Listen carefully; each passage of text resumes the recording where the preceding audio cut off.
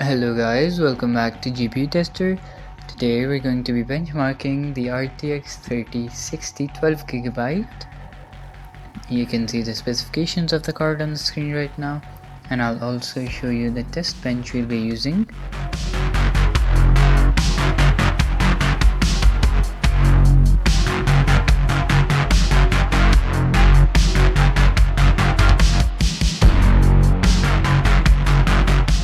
First game we have on the list is Spider-Man Miles Morales. We're playing at the very high settings preset at 1080p. Spider-Man Miles Morales gets an average FPS of 85 with 1% and 0.1% lows coming in at 61 and 53 respectively.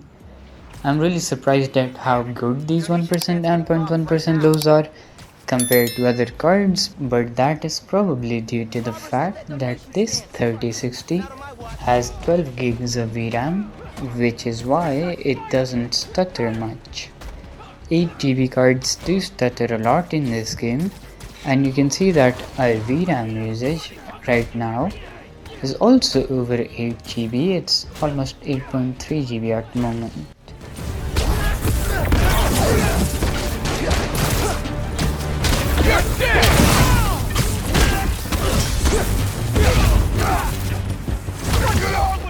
Next game we have on the list is The Last of Us Part 1.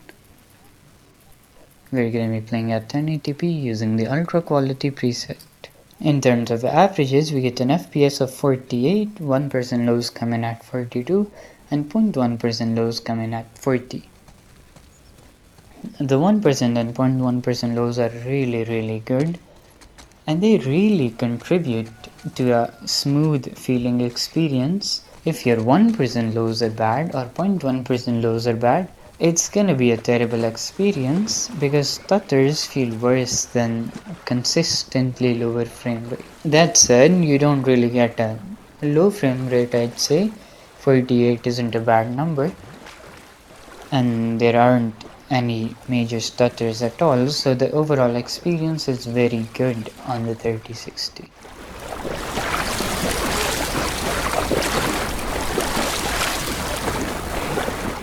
Next game we have on the list is Uncharted: The Lost Legacy. We're going to be playing at 1080p using the ultra quality preset. This is one more game where the 3060 actually doesn't stutter as much as some other cards I've seen. That might be because of the VRAM, but we're not using even 8GB of our VRAM yet. And I've seen this game struggle a lot on cards with 8GB of VRAM. I'm unsure why that is. It's probably a game issue and an engine issue that the developers didn't bother fixing. The experience is pretty good. We get an average FPS of 85, 1% and 0.1% lows come in at 74 and 54.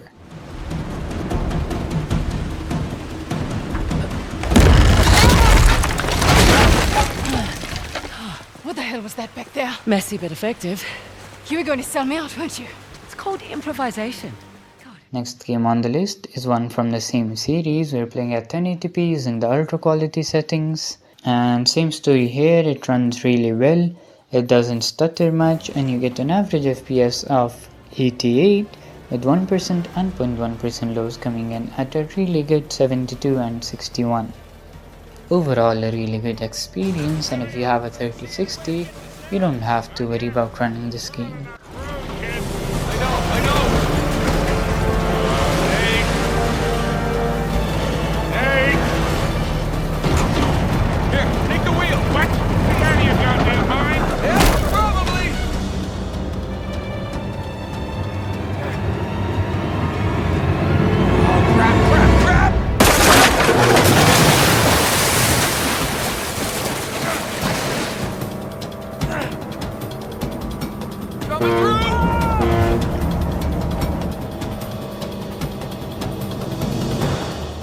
Next game on the list is The Witcher 3. We'll be using the next gen update, running at 1080p using the ultra quality settings. We're not using any DLSS or ray tracing. Talking numbers, however, we get an average FPS of 73, 1% lows come in at a really good 61, and 0.1% lows come in at a decent 42.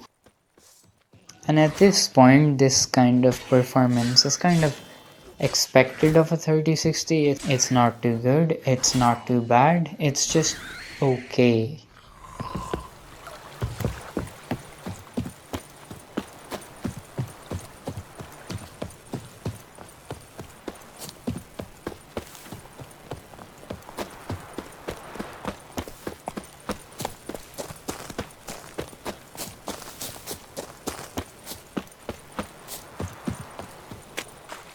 Next game we have on list is everyone's favorite Red Dead Redemption. We're going to be playing at 1080p using the ultra quality settings, and wow, two of my favorite games in a row, and they both run really well on this card. 68 average, 57 1% lows, and 54, which is a very good number by the way, 0.1% lows. This game runs flawlessly, and it is also very scalable on older hardware. Even if you have a really old GPU, you can turn down the settings and the game still looks really good, but it also runs really well.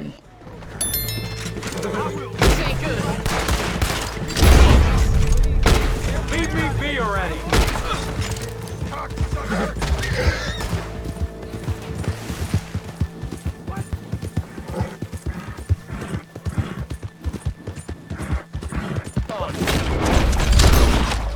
Next game on the list is Assassin's Creed Valhalla.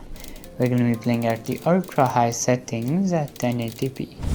Valhalla is another title that is really well optimized and it looks gorgeous as well. We get an average FPS of 80 with 1% lows coming in at 56, 66 and 0.1% lows coming in at 59. Overall a really great experience, and this game does stutter when you move to a different area, but I didn't include it in this benchmark simply because that does not show how well the game runs, and it would only make the numbers seem a lot worse than they actually were.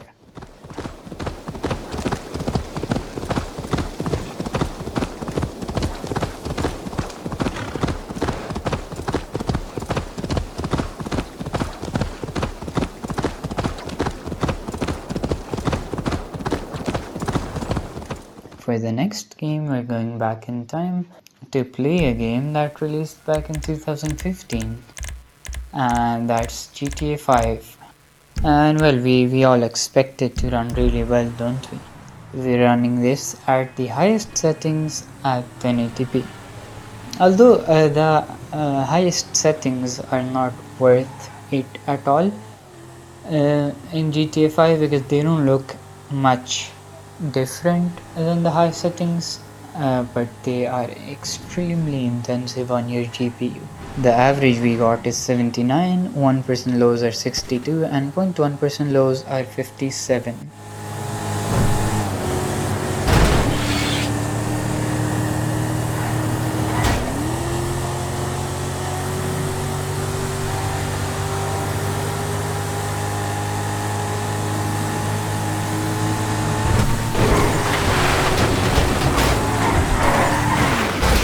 Moving on, we have Doom. We'll be playing at 1080p using the Ultra Nightmare preset.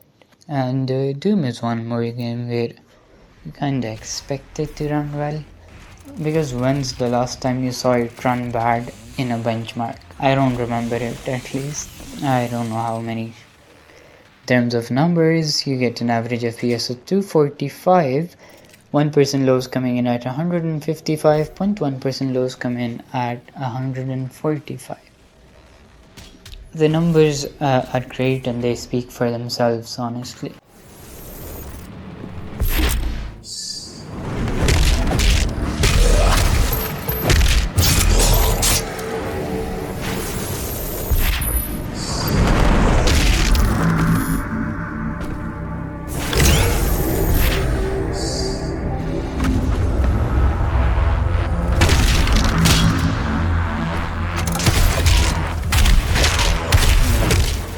Next game we have on the list is Horizon Zero Dawn. We're playing at the ultimate quality preset, which is the highest quality preset in the game, and we're running the game at a resolution of 1080p. This game runs really well, and it gives us an average FPS of 81. 1% lows come in at 68, and the 0.1% lows come in at 21. The 0.1% lows are pretty low because when you move to a different area in game or when it autosaves, there is a big frame time spike which causes the 0.1% lows to appear really low, but it doesn't affect the gameplay experience too much.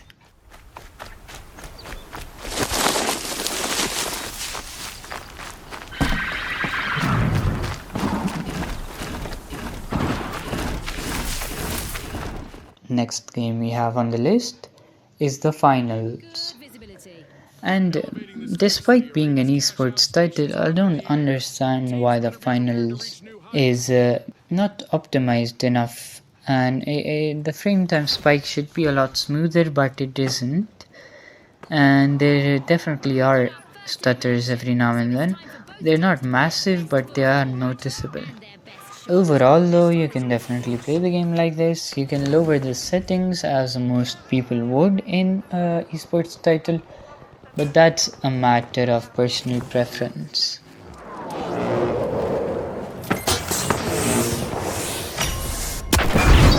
live wires are cracking open Vault 2!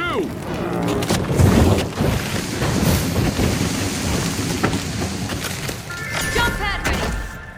Vault 1 is being pierced by the tough shells.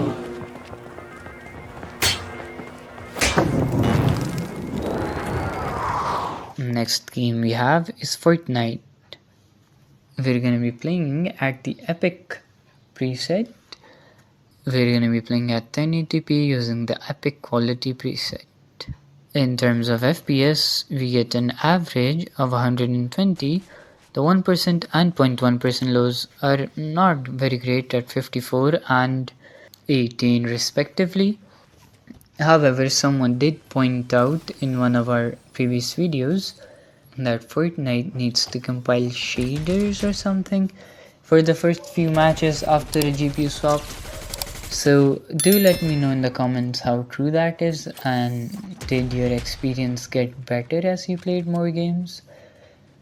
At the moment though, it stutters a lot, and it does that on every GPU I've tried.